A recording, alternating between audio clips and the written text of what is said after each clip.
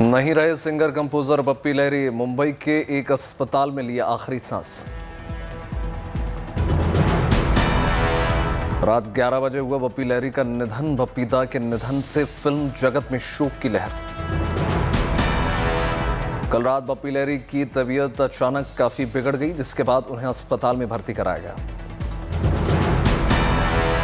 69 साल के बप्पी लहरी पिछले कुछ समय से थे बीमार। पिछले साल भी उन्हें अस्पताल में कराया गया था भर्ती। साल 1975 में आई फिल्म जख्मी से मिली थी पहचान। पॉप म्यूजिक को भारत लाने का श्रेय बप्पी लहरी को जाता है। देश आज मना रहा है रविदास जयंती। चुनावी मौसम में राजनीतिक दलों ने निष्ठा प्रकट करने की मची होड़। वाराणसी पहुंचे पंजाब के मुख्यमंत्री चरणजीत सिंह चन्नी। सुबह 4 बजे रविदास मंदिर पहुंचे थे सीएम चन्नी। दिल्ली में आज रविदास मंदिर जाएंगे प्रधानमंत्री नरेंद्र मोदी। दिल्ली के करोल बाग स्थित संत रविदास विश्राम धाम मंदिर जाकर करेंगे नमन। उत्तर प्रदेश के मुख्यमंत्री योगी आदित्यनाथ भी आज वाराणसी में रविदास मंदिर जाएंगे। राहुल गांधी और प्रियंका गांधी भी आज संत रविदास आश्रम जाएंगे।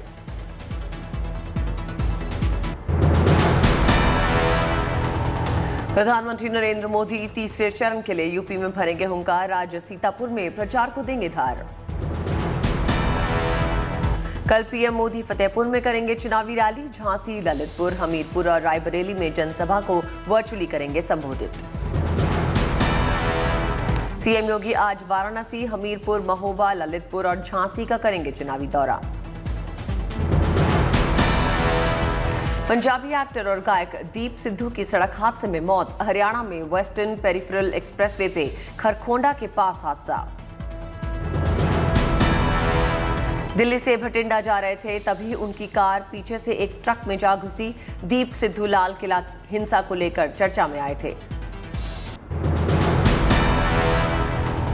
लखीमपुर खीरी कांड का मुख्य आरोपी आशीष मिश्रा जेल से रिहा। 3-3 लाख के 2 मुचलकों पर मिली है आशीष मिश्रा को जमानत। 3 अक्टूबर 2021 को लखीमपुर खीरी के तिकुनिया गांव में हुई थी हिंसा। 9 अक्टूबर को हुई थी गिरफ्तारी। आशीष मिश्रा की रिहाई पे भड़के राकेश टिकैत। पीड़ित परिवारों के साथ लखीमपुर जेल के बाहर धरने का ऐलान। संतुष्ट नहीं है, परिवार संतुष्ट नहीं है, तो भाई परिवार हम वहां पर बैठेंगे, वहां पर चले जाएंगे। समाजवादी पार्टी के गढ़ औरैया में अमित शाह की जनसभा। अखिलेश यादव पर साधा निशाना।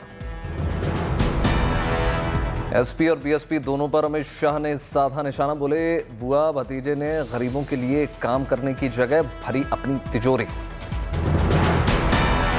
सपा बसपा के समर्थन से चलती थी और आए दिन ये आलिया मालिया जमालिया हमारे देश में घुस जाते थे भाई, घुस जाते। मैनपुरी में भी अमित शाह की रैली। कहा, अखिलेश के राज में खुले घूमते थे माफिया। मुख्तार अंसारी, अतीक अहमद और आजम खां के बहाने अखिलेश पर शाह ने साधा निशाना। बोले, एसपी की सरकार आते ही मिल जाएगी बेल। पार्टी की सरकार की नींव डालने का काम पश्चिम के दोनों चरणों ने किया है और मैनपुरी वालों ने उस पर 300 पार का महल बनाना है, महल बनाना। कानपुर में गृह मंत्री अमित शाह ने की चुनावी रैली। अमित शाह के स्वागत में जुटी लोगों की भारी भीड़। अमित शाह ने रैली में बीजेपी प्रत्याशी के लिए मांगे वोट्स। पंजाब के रूपनगर में कांग्रेस महासचिव प्रियंका गांधी वाड्रा ने किया door to door campaign. CM Channi भी रहे मौजूद।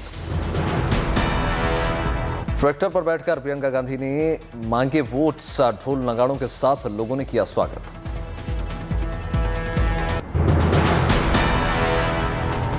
पंजाब में अकाली दल और बीएसपी ने जारी किया घोषणा पत्र। सुखबीर बादल को बनाया मुख्यमंत्री पद का उम्मीदवार। लुधियाना में अरविंद केजरीवाल ने दिखाया दम। पार्टी उम्मीदवार के लिए मांगा वोट। पंजाब चुनाव से पहले कांग्रेस को झटका, पूर्व कानून मंत्री अश्विनी कुमार ने छोड़ी पार्टी। कतई नहीं, कभी ये नहीं सोचा कि अगर मैं इस्तीफा दूंगा तो मैं कहाँ जाऊंगा, किससे मिलूंगा, कतई नहीं। ये मेरा स्वयं का फैसला है, मेरे अंतर्मन का फैसला है, मेरी आत्मा का फैसला है। अमृतसर के एक उम्मीदवार को बेड मिला चुनाव निशान, उसे बेड पे ही करना है चुनाव प्रचार भी।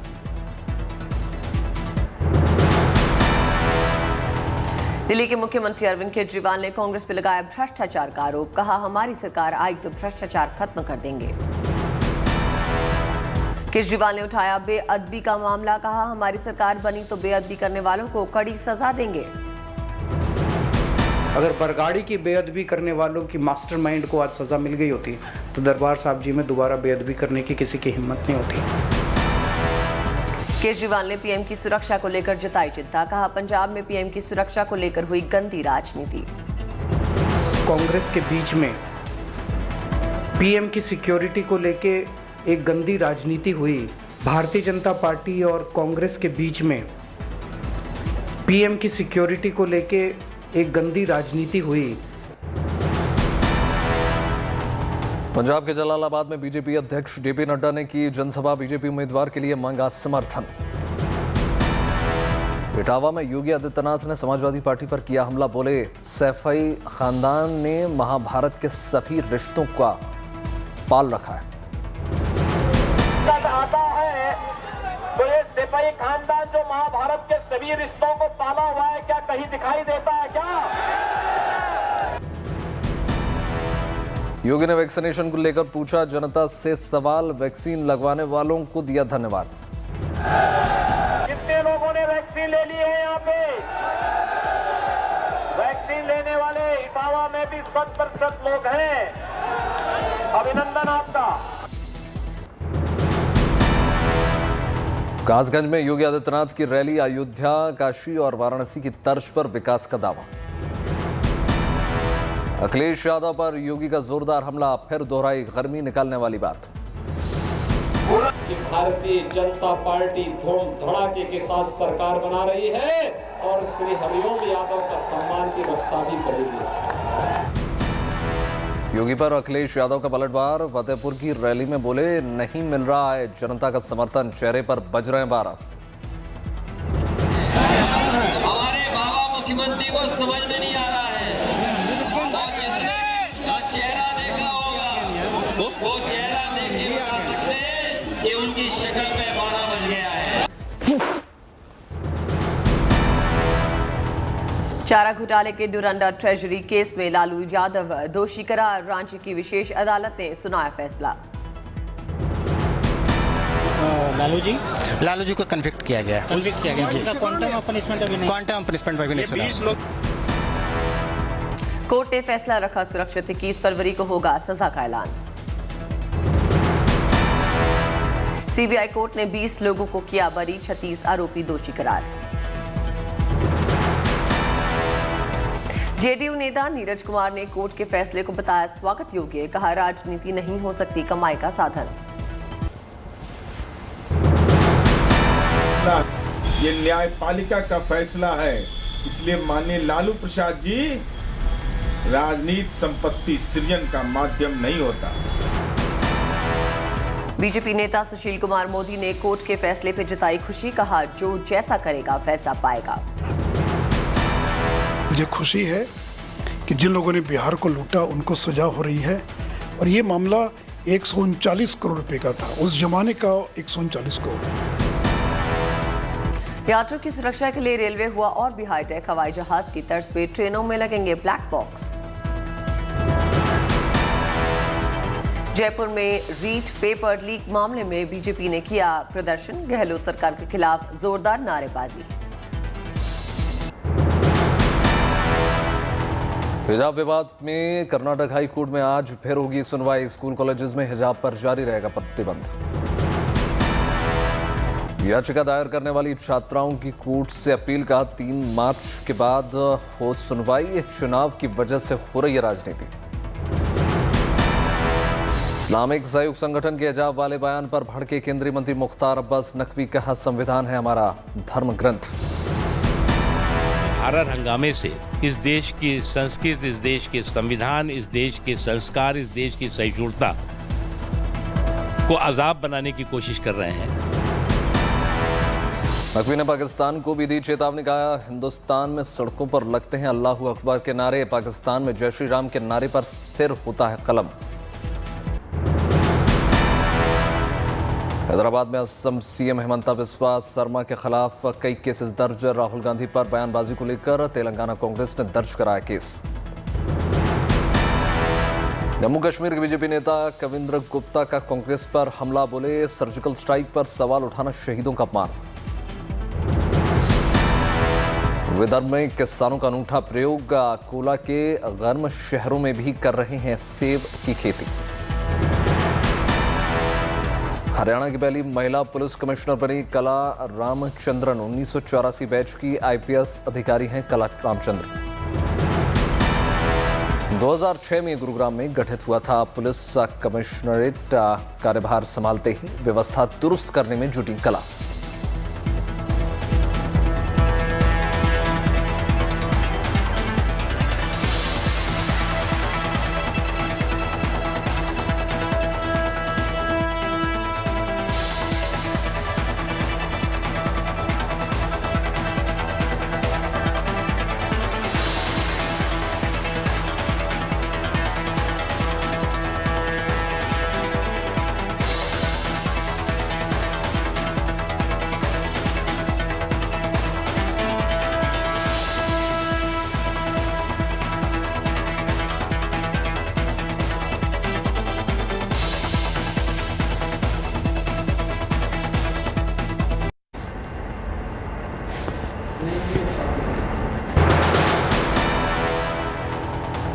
देश भर में पिछले 24 घंटे में आए कोरोना के 30,615 नए मामले, पिछले दिन के मुकाबले 11.7% ज्यादा केसेस।